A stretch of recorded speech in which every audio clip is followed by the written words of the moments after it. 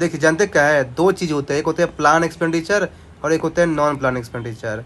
तो देखिए जो प्लान एक्सपेंडिचर होता है ना, ये बेसिकली जानते क्या है, ये इन्वेस्टमेंट में फोकस करता है और डेवलपमेंट पे। पहले से प्लान किया था इसमें, और मोस्टली जो है ना ये डेवलपमेंट के लिए होता है प्लान एक्सपेंडिचर।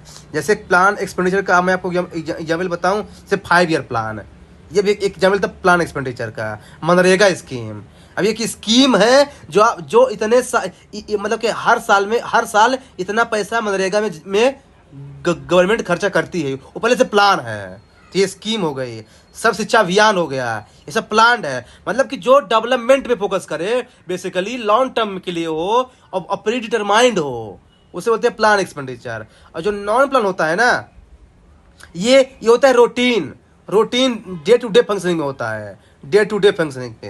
हाँ, और इसमें पैसा खर्चा करना जरूरी ही होता है।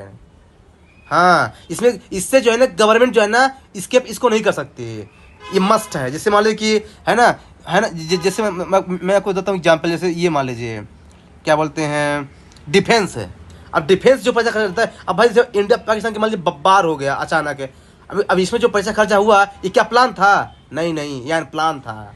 तो ये हो गया unplan expenditure, non plan expenditure. जैसे मान लीजिए कि जो है ना आर्मी पे खर्चा कर दिए, है ना।